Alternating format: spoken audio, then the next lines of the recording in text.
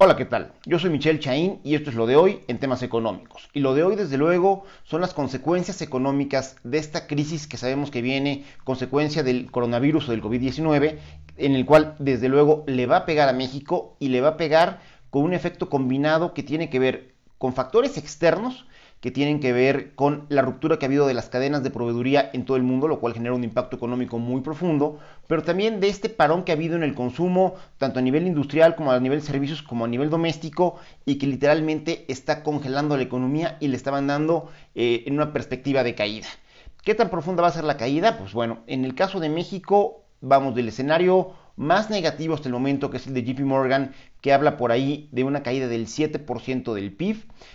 a temas que tienen que ver con los escenarios que presentó ayer la Secretaría de Hacienda y Crédito Público, donde finalmente el gobierno federal reconoce que viene la crisis, reconoce la gravedad de la crisis y empieza a dar algunas señales de cómo va a modificar su política presupuestal para poder hacerle frente dentro de lo que puede en el margen muy acotado que en este momento tienen las finanzas públicas y, como les decía, donde la Secretaría de Hacienda reconoce la posibilidad de una caída que va del 0 al menos 3.9%. Es decir, en el escenario más negativo tenemos una caída del 7% en este año y en el más o menos bueno estaríamos por ahí del 3.9%. Y esto, para ponérselos en contexto, recordarles cuáles han sido los principales caídas que la economía mexicana tuvo durante el siglo XX y lo que vamos del XXI. La más grave se da en 1932, cuando la economía mexicana cae 14% como resultado del crack del 29, de la gran crisis mundial que literalmente cambió toda la economía. Posteriormente tenemos una muy importante del menos 6.3%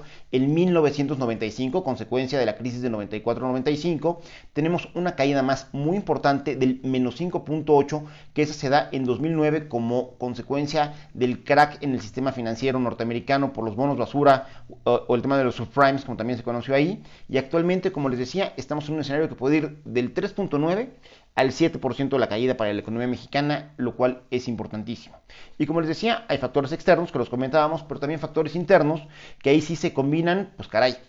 la crisis de inseguridad, la crisis de confianza que cada vez se refuerza de manera más importante, el balance fiscal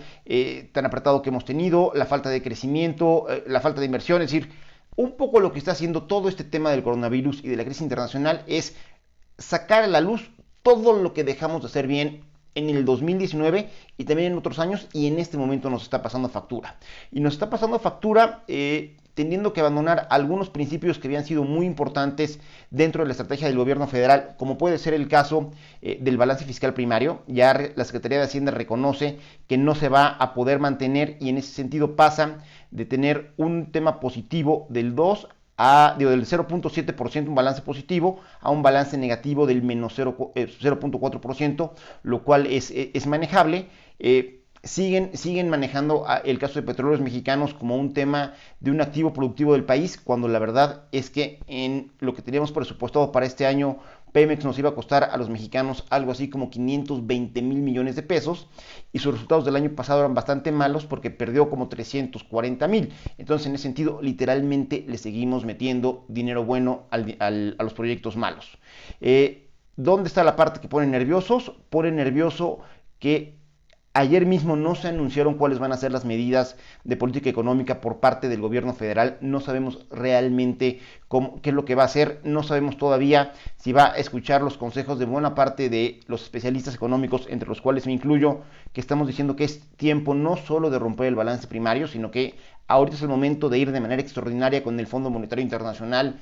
activar esas líneas de crédito preautorizadas que tenemos como país y tratar de armar un paquete económico lo suficientemente estructurado, lo suficientemente agresivo, lo suficientemente fuerte como para inyectarle recursos a la economía, poder impulsar una política fiscal expansiva que, y seamos claros, no va a evitar la crisis, pero que en buena medida podría ser una manera de evitar que el tema de destrucción de empleos sea tan agresiva, y dentro de todo poder suavizar lo doloroso que puede ser este episodio económico. En el tema de la recuperación, yo soy de los que está convencido de que en realidad la gran apuesta, y no podría ser de otra manera, es la recuperación económica en los Estados Unidos, donde ya el presidente Trump, en colaboración con el Congreso, con Nancy Pelosi, han armado un trabuco de paquete fiscal por 2.2 billones de dólares, en el cual pues esperemos que la crisis norteamericana no sea ni tan profunda ni su recuperación tan lenta para que esto sea lo que beneficie y literalmente jale a la economía mexicana, porque como les decía, el tema del anuncio de la política económica de México, que podría ser lo que podría suavizar a nivel del impacto en las familias mexicanas las consecuencias negativas de esta crisis, se pospuso para el domingo. ¿Por qué? No lo sé, pero lo que sí queda claro es que nos seguimos con pasos muy, muy lentos en este momento donde necesitaríamos un liderazgo mucho más atinado, mucho más consciente y metido en los temas técnicos, pero sobre todo mucho más ágil para decidir. Creo que el ganso ya se nos convirtió en elefante. Yo soy Michelle Chaín y seguiremos platicando del tema.